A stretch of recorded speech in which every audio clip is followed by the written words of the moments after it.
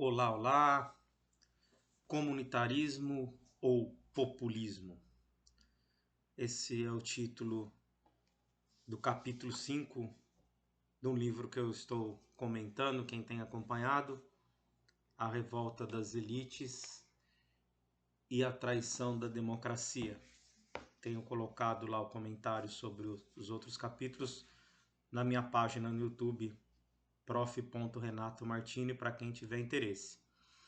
E nesse capítulo, portanto intitulado Comunitarismo ou Populismo, a ética da compaixão e a ética do respeito, é um pouco nessa linha de comparar essas duas conjunto de ideias que o Lesch vai desenvolver algumas conclusões aqui que eu gostaria de compartilhar de forma sintética, né? Ainda que muitas vezes o sintético às vezes tem decorrido um certo tempo, né? 30, 40 minutos. Mas vamos tentar ir no cerne da discussão. Ele nos mostra, o Christoph Lasch, que essas duas tradições de pensamento, como comunitarismo e populismo, elas não são antagônicas, né? Elas têm uma diferença de ênfase, né? Lá naquela tradição dos Estados Unidos, a tradição de defesa, né, populista e tal, né, os líderes e discursos, estavam muito vinculados à defesa daquela população detentora da pequena propriedade, né, então é enraizada naquela ideia, né, do povo simples, proprietário, como um pouco a gente mostrou no capítulo anterior, que era o sonho de uma construção de uma sociedade de iguais, de médios, pequenos, etc. E o comunitarismo, ele tem uma tradição intelectual anterior que se volta muito para os costumes, né, de origem até conservadora, né, que se baseia nos costumes, na tradição do povo, nos hábitos do coração, né, da população em geral. O que eles têm em comum? Eles compartilham uma certa desconfiança, né? Eles compartilharam ao longo do tempo uma certa crítica àqueles ideários iluministas de que o progresso é sempre maravilhoso, né? Como um trem que vai rumo a estações cada vez melhores, né? De estágio de desenvolvimento da humanidade. E então, como esse ideário iluminista já faz algum tempo que ele surgiu, né? Ali, 200, 300 anos atrás, e não necessariamente se traduziu nos melhores dos mundos, né? O progresso não trouxe a máxima felicidade, etc. Não resolveu, a ciência não resolveu também completamente todos os problemas da humanidade e tudo mais. Cabe um pouco fazer essa discussão, né? Dessas correntes que compartilharam uma certa suspeição com o ideário iluminista, mais ou menos na linha que ele cita aqui, né? Que o cidadão do mundo, o protótipo da humanidade futuro, não está em evidência. Temos um mundo universal, mas ele não acompanha os efeitos civilizadores que antes eram tão esperados por Hume e Voltaire, né? São dois autores. A unificação do mercado caminha de mãos dadas com a fragmentação da cultura. É bom lembrar que ele escreveu isso há 30 anos atrás, né? E então o progresso material, ele não levou a, a ideia que as sociedades poderiam viver sem a participação, ele levou, né, levava a cabo a ideia de que as sociedades poderiam viver sem a participação ativa dos cidadãos comuns no governo, né? Então, a ideia de que, né, cada um resolve as suas questões. Aliás, essa é uma trajetória, inclusive, da própria desdobramento histórico, né? Do avançar da civilização, que isso se sabe, quem estuda ciência política, né? Que a ideia de liberdade dos antigos e dos modernos foi se transformando completamente, né? Da antiguidade, que a ideia de liberdade era participação em comum, mesmo a idade média, medieval, né? Você pega autores como São Tomás de Aquino, né? Que tinha uma ideia de que uma participação, é, as pessoas têm uma participação no todo, né? Numa comunidade. E isso, com as transformações que foram ocorrendo, acabou acontecendo uma espécie de privatização da vida, né? A ideia de liberdade foi se centrando cada vez mais no indivíduo, e são os indivíduos, quando se fala em liberdade hoje, ninguém associa a ideia de participação cívica, etc., decidir os destinos da nação, mas se eu perguntar a qualquer um o que é liberdade, vai dizer que a liberdade é passear, viajar, sei lá, é poder fazer o que eu quiser com o meu tempo, né? Individualmente. Então, esse espírito público ele foi se perdendo ao longo do tempo. E só que é um problema, né? É, a própria evolução do capitalismo e tal foi reduzindo a concepção da necessidade de que, né, houvesse essa participação, inclusive de governos, né? E a ideia própria do liberalismo inicial, né? Que era a ideia de combater as arbitrariedades de um Estado intervencionista, mercantilista, absolutista, né? Os, o- os, os pais do liberalismo, eles mais ou menos batem nessa ideia, né? De defender a liberdade do cidadão individual em relação a um Estado bastante interventor, opressor, etc.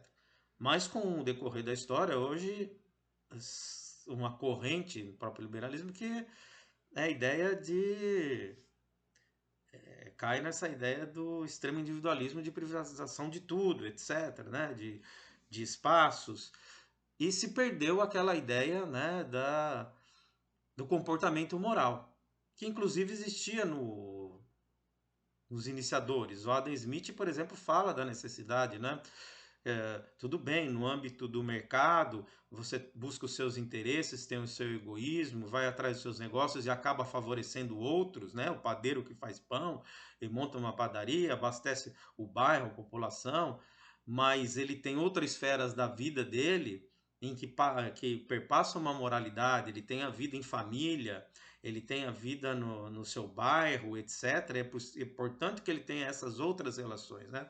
Mas ao longo do tempo, é, o que se pressupunha certo um egoísmo esclarecido, né, foi se perdendo e foi nós fomos alavancando uma ideia de que poderia se suprimir completamente os indivíduos, né, meramente buscando seus próprios interesses e tudo seria resolvido, até porque a abundância material levaria a um progresso, etc. e tal. Ou seja, tudo passou a ser computado, tudo passou a ser medido pela questão, né, do dinheiro, do ganho, etc., se perdendo um pouco a dimensão de que um valor, né, que é aquela coisa de que as melhores coisas da vida são de graça, isso já caiu no esquecimento, né? Então, o que o Leste, fazendo algumas digressões, né, em cima do que ele está dizendo e tal, mas o que o Leste nos mostra é que nesta relação que foi sendo estabelecida ao longo do tempo e que foi se ganhando, né, um domínio da abundância, dos grandes negócios, das corporações, etc. O mundo foi caminhando mais ou menos por uma discussão que a gente ouve muito, né, no cotidiano. Ah, deve ser estatal ou privado? Privatização ou estatização? Tal companhia, a água, deve ser responsável do Estado, das empresas, etc. Mas o que o Leste está mostrando é que isso é uma discussão que não atinge o problema central, né? Qual é o problema central? É a nossa própria, seja pelo Estado, seja pela empresa privada, é a nossa falta de coesão cívica para tomar as decisões, né? Seja o Estado, seja grandes empresas, etc., ou o Estado, nós não fazemos parte dessa comunidade decisória, cívica, não se estabelece laços aqui de decisórios ou, né, de ajuda mesmo, mútua. Então, o que acontece? Nós temos uma evolução do mercado muito grande, etc., e que para funcionamento do próprio capitalismo necessitou de toda uma estrutura de Estado, né? Então, para o próprio liberalismo funcionar, ele necessita das estruturas de Estado para fiscalizar, para organizar, né? Você sabe que no próprio Estado tem estruturas que fiscalizam se está tendo uma disputa comercial saudável, se alguém está sendo prejudicado, política de monopólios, etc. Então, o próprio funcionamento necessita do Estado. Mas, com isso tudo, nós fomos perdendo contato com os laços mais simples de sociabilidade. Quando eu digo assim, é uma falsa disputa, né, entre ou é Estado ou é empresa privada, é interessante que ele vai aqui resgatar uma discussão, ele mobiliza alguns autores, como Alan Wolff e outros, né, que em suas obras propõem assim, uma terceira via entre Estado e mercado, mas que ao trabalharem as ideias, a obra, acabam caindo nessa dicotomia, né? E pendem muito mais para a defesa do estado de bem-estar social, ou seja, aquela ideia social-democrata que vigorou, né, na Europa durante algum tempo, e faz uma crítica, inclusive, ao que ele chama dos liberais social-democratas, né? Nós chamamos muitas vezes de liberais igualitários, que estão mais para a vertente do comunitarismo, como Michael Sandel, o John Rawls, né? Por uma teoria da justiça. Mas qual que é a crítica? É que ele considera modelos abstratos, né? O homem rawlsiano, ele faz toda aquela abstração. Qual é a sociedade que você prefere? Põe um véu né,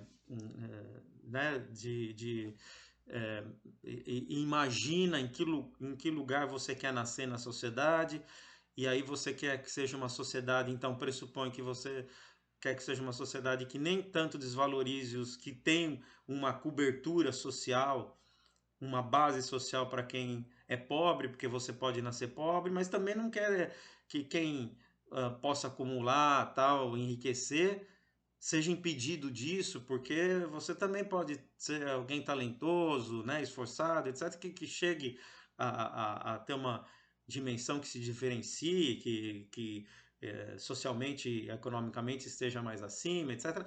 Mas para ele isso é muito abstrato, né? Assim, é como se essa teoria você ama muito mais aquela coisa, eu amo muito mais a humanidade do que o seu vizinho, né? E é isso que ele está propondo resgatar. Então ele acha que os comunitaristas, nas suas obras, eles resvalaram muito mais para essa ideia social-democrata, que para ele não resolve a questão. Por que não resolve a questão? Porque não se trata... e aí dá exemplos, vários exemplos concretos, né?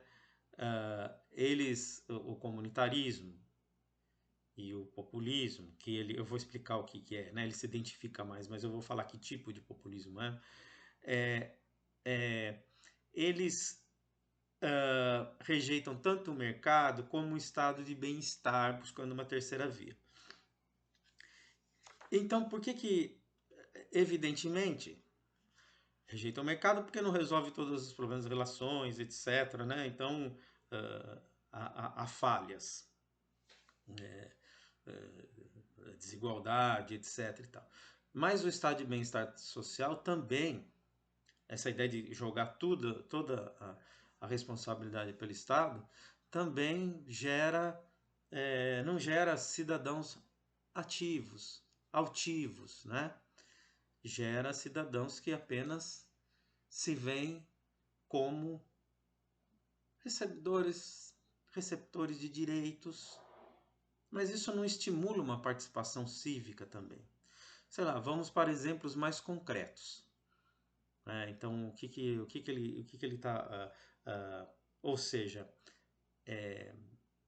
o que nós estamos dizendo aqui? Exemplos mais concretos. Por exemplo, há várias transformações que a sociedade passou e aí o Estado tenta, então, resolver essa questão. Por exemplo, homens e mulheres foram para o mercado de trabalho. E aí nós temos um problema, né? Se ambos foram para o mercado de trabalho, e aliás ele levanta as pesquisas, a maioria das populações, 30 anos, não é contra que a mulher vá para o mercado de trabalho, né? Não existe essa pretensão de impedir esse avanço. Mas, por outro lado, existe uma preocupação, existe. Afinal de contas, quem cuida das crianças? Isso é uma coisa complexa, né? Porque aí dizemos assim, não, o Estado garante creches. Ok, garante creches. É bom que garanta, né? Pior se não garantisse. Mas a educação da criança não é tão simples assim que você com 6 meses, menos de um ano, 2 anos, né? Até você coloca a criança numa estrutura de Estado e aí ela vai ficar quase toda a vida, né? Convivendo ali com pessoinhas da mesma idade, mas que falta aí um espírito mais amplo que isso, né?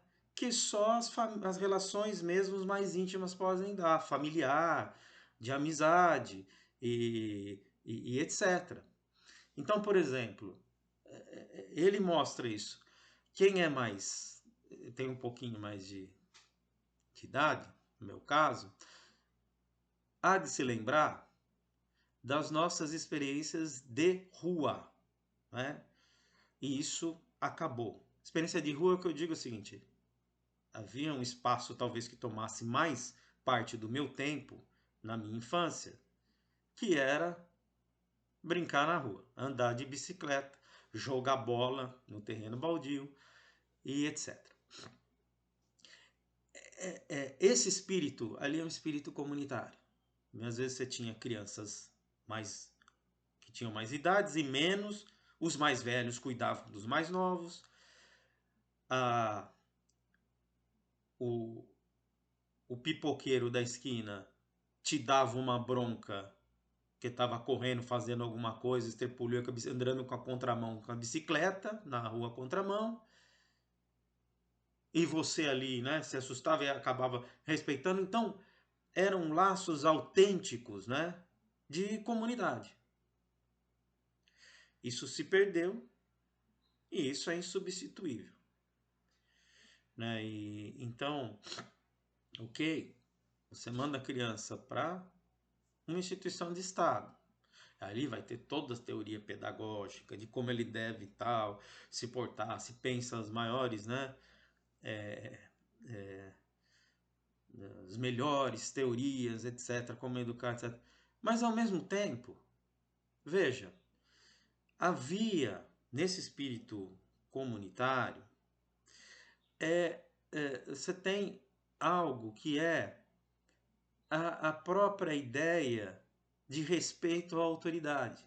Eu já estou saindo um pouquinho do texto, fazendo uma digressão, mas ele cita o caso, né, das creches da escola, mas assim, você tinha essa mesma noção de autoridade. Você ia construindo nos laços do bairro, da família, né, da igreja, que seja, do clube, etc., essa noção. Bom, o que importa, voltando aqui à questão das creches, mas a grande questão hoje, e que é pouco para isso que ele resvala, né? Nossa crise é uma crise de valores, muitas vezes. Do que adianta você ter as maiores, vamos colocar tal currículo dessa maneira, a física, a sociologia, isso tudo. Se os próprios professores, ao entrarem, eles não são olhados como alguém que deve ser respeitado, que tem uma autoridade. Ele é olhado como um igual, como um coleguinha dele, né? E então eu posso fazer todo tipo de brincadeira, etc, etc. Se perdeu essa dimensão de vida em comum, né? Então é um pouco essa discussão que ele está trazendo no capítulo. E aí ele faz uma crítica justamente ao comunitarismo, que o comunitarismo, apesar de se basear nessa coisa da tradição, né, nos costumes da população, de tentar resgatar isso, ele caminhou muito mais para um flerte com essa ideia de que o Estado controla, né? E que ele acha que não controla, que o Estado não consegue. Retomando, fazendo uma ponte com a discussão que eu fiz no capítulo anterior, quando ele fala mesmo essa ideia dos direitos, né? Por isso que o subtítulo é A Ética da Compaixão e a Ética do Respeito. É assim, Estado, que é um Estado assim meio cuidador, né? Que a ideia é assim, olha, é a vítima, temos que ter compaixão de tal agrupamento minoritário e dar a ele um direito, porque coitado, ele é vítima das estruturas dessa sociedade. Isso não gera agregação. Você tem compaixão, você tem até tolerância, mas você não enxerga como um igual, que está no mesmo barco, que tem que resolver os mesmos problemas. Então, por isso que ele fala ética da compaixão e ética do respeito. O que é ética do respeito? Quando eu mencionei essa semana o texto passado, o capítulo passado, que ele retoma a ideia do Luther King, por exemplo, nas lutas étnico-raciais, e que mudou muito, é porque ali, se você analisar os discursos do cara, ele brigava pelos direitos, mas dizia tanto tempo a responsabilidade, né, daquele grupo. E tanto é que ele dizia, o sonho é que sentem todos à mesma mesa, brancos, negros, amarelos, seja lá o que for, porque esse é o espírito de comunidade. A democracia, é isso que ele está tentando mostrar. A democracia, ela, para funcionar, ela tem que ter isso, né? Hoje se fala tanto em democracia, e parece que a democracia é uma questão que, se você colocar um grupo ou outro no poder, a coisa se resolveu. Não, esse grupo aqui ele é antidemocrático, esse é democrático. Mas os nossos problemas estão numa profundidade muito mais intensa. Porque a sociedade moderna, contemporânea, ela criou problemas que nós ainda não conseguimos resolver. Parece contraditório, mas veja, é o que ele diz aqui em pesquisa. Parece contraditório, mas é um pouco o que a população acha, basta conversar. É a favor que a mulher saia do mercado de trabalho? É sim. Mas também é a favor que alguém cuide das crianças, que não seja só colocar na mão de um desconhecido, seja Estado, mercado, seja lá o que for. Então, como é que faz? Então, é o mesmo, parece contraditório. É que eu até fiz um vídeo curto, né, comentando um artigo de um especialista falando da guerra cultural, tal, que foi em manifestações, né, que teoricamente pessoas conservadoras, etc., e 90% achavam correto que homens e mulheres ganhavam a mesma coisa. Mas aí perguntava, você acha que, na verdade, a luta feminista para colocar a igualdade é para ser contra os homens? Achavam que era para ser contra os homens. São coisas contraditórias, mas aqui qual é a contradição? Querem que as pessoas tenham seus direitos, ok, mas é preciso resolver os problemas que ficam, esse vácuo, né? Então, vocês vão perguntar, mas qual que é a solução então, né? Não dá uma solução, mas é preciso pelo menos focar. Por exemplo, é uma coisa que se fala hoje, que está falando 30 anos atrás. Se pensar, por exemplo, formas de trabalho, hoje está a questão da discussão da escala 6 por 1, que sejam em horários mais flexíveis, por exemplo, né? Que ao menos uma parte do tempo fique com o pai, com a mãe, ou pelo menos as pessoas possam levar e buscar as crianças na escola, né?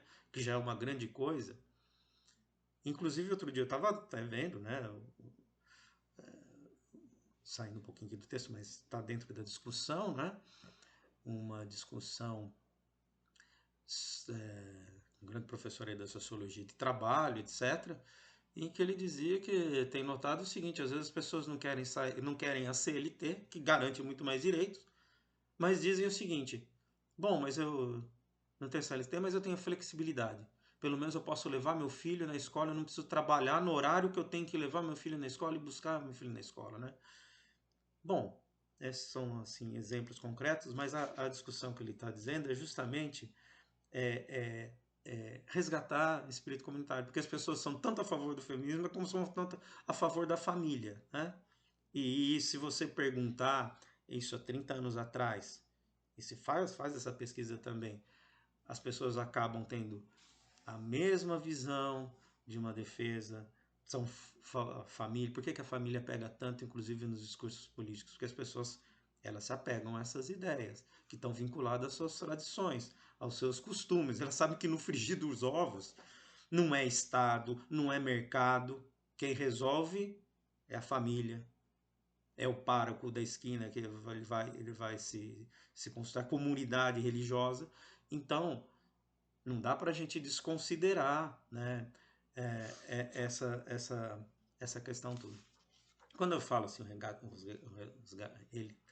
ele caminha por essa ideia do populismo, mas veja, vamos entender que é populismo, porque o populismo tem várias definições, né?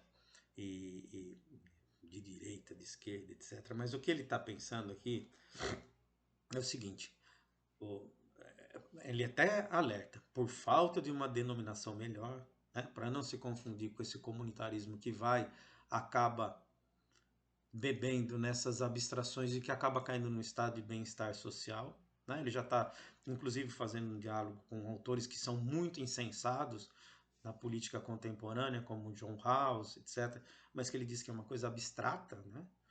Então ele diz assim: o populismo, tal como entendo, é claramente preocupado com o princípio do respeito, e é por esse motivo, entre outros, que ele é preferível ao comunitarismo, que se compromete rapidamente com o estado de bem-estar e apoia a ideologia da compaixão, que é aquela coisa, ó, vamos dar para o pobrezinho, não é da nossa, não faz parte da nossa comunidade, é um alienígena, alguém que está fora, vamos ajudar, né? O populismo sempre rejeitou as políticas de deferência e as piedades, ele defende os costumes simples e o discurso simples e direto. Então, é um pouco, assim, a proposição é beber um pouco dar mais voz mesmo ao povo, né? E a gente, eu acho que tem caminhado, fazendo um pouquinho, uma visão muito elitista, né? E não tem como dar certo. Democracia com essa visão que o povo não sabe, né? Burro, né? Se apega a esses valores, né? A crítica que se faz hoje à religiosidade, à família, na verdade, você escuta todo mundo, é porque eles estão permeados pela ideia do opressor e tal, mas a questão é mais complexa que isso, né? É isso que está mostrando aqui no texto e que também não se resolve apenas incorporando essas minorias com simplesmente direito, se também não envolver que as pessoas, ao terem direito, elas têm deveres cívicos. Ao menos se elas ganhassem o direito, falassem, você tem esse direito, mas é porque você faz parte de uma comunidade e que o seu desempenho favorece, né, o seu crescimento intelectual, o seu aprendizado, o seu enriquecimento, favorece também a comunidade, isso já seria um grande ganho, tá bem? Então, é isso que eu queria expor. Eu não consegui, evidentemente, abarcar toda a riqueza do texto, mas é apenas uma linha aqui para quem estiver lendo, espero que leiam, né? E para iluminar alguns pontos de debate, tá ok? Obrigado pela atenção, até a próxima.